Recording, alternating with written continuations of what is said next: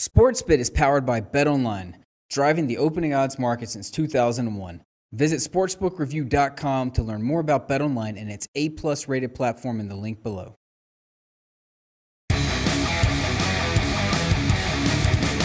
Big game breakdown continues here on SportsBit. Betting insight today from SBRpicks.com. Where are we at in our bowl breakdowns? We're at Independence Bowl time, December 27th. And here's one of the two biggest point spreads of bowl season.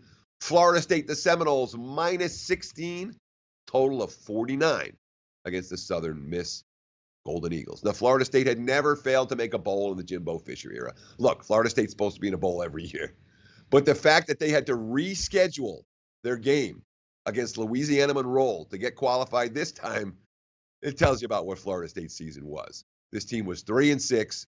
And they closed out with 3 wins. Wasn't pretty. But it's the third straight bowl game for Southern Miss. 1-1 straight up and against the spread. They beat UL Lafayette 28-21 as 5.5-point favorites last year. But again, it's a Southern Miss team, where they're hanging within a, where they're beating the Raging Cajuns by a TD -5.5.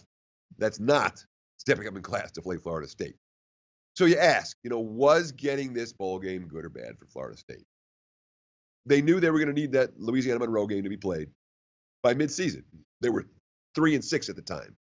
Of course, they didn't know at the time that Fisher would be leaving town, but they knew that it was going to be an uphill battle, and they got it.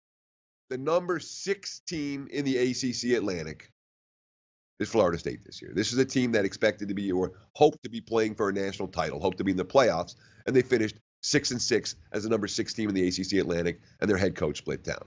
The Florida State fan base, I don't know if they're going to care at all for this contest. Haven't heard a whole lot of excitement there. The quarterback, James Blackman, the Frosh, he wasn't that good.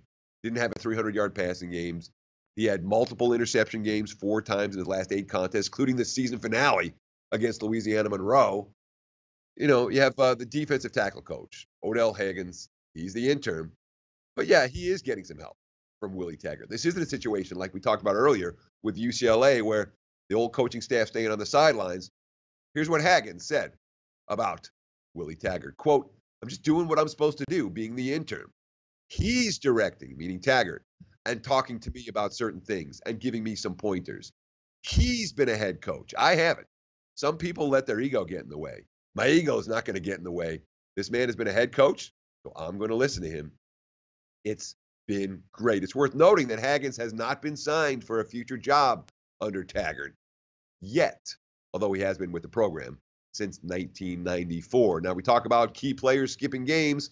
Florida State, not going to have the safety, Derwin James. He's likely to be a top 5 pick, and he is expected to skip the game in preparation for the NFL draft.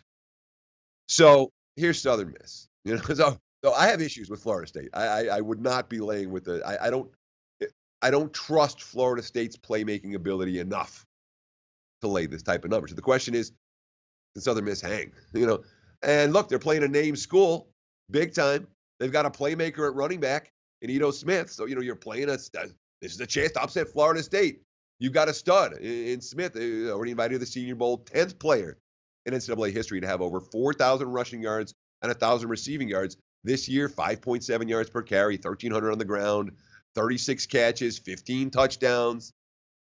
But, and this is a big but, Southern Miss's quarterback play was lousy all year. Keon Howard started. He lost the job to Quadra Griggs. Griggs, 15 touchdowns, only 2 interceptions.